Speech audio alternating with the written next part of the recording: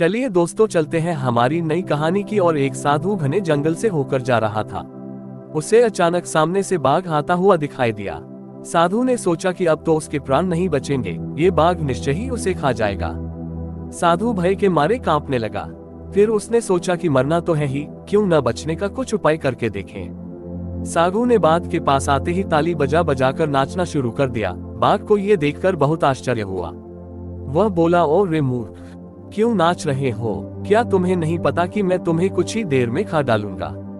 साधु ने कहा, हे बाघ, मैं प्रतिदिन बाघ का भोजन करता हूँ। मेरी झोली में एक बाघ तो पहले से ही है, किंतु वह मेरे लिए अपर्याप्त है। मुझे एक और बाघ चाहिए था।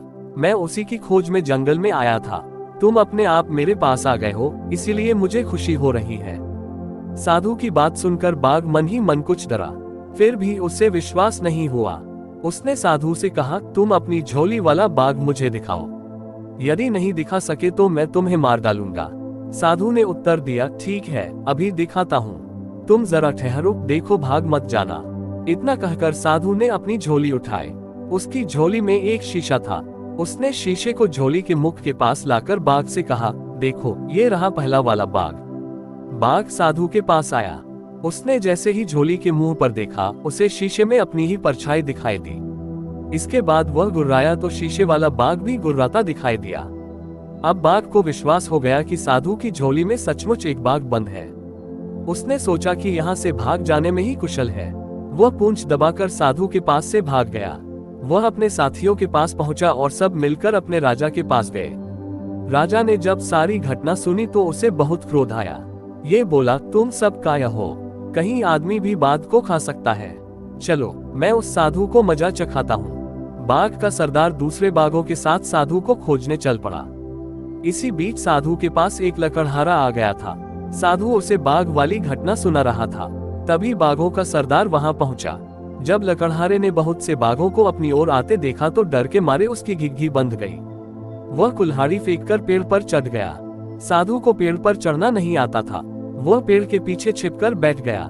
जो बाघ साधु के पास से जान बचाकर भागा था, वह अपने सरदार से बोला, देखो सरदार, सामने देखो, पहले तो एक ही साधु था, अब दूसरा भी आ गया है। एक नीचे छिप गया है और दूसरा पेड़ के ऊपर, चलो भाग चले। बाघों का सरदार बोला, मैं इनसे नहीं डरता। तुम सब लोग इस पेड़ को चारों तरफ से घेर लो ताकि ये दोनों भाग न जाएं। मैं पेड़ के पास जाता हूँ। इतना कहकर बाघों का सरदार पेड़ की तरफ बढ़ने लगा। साधु और लकड़हारा अपनी अपनी जान की खैर मनाने लगे। अचानक लकड़हारे को एक चींटी ने काट खाया।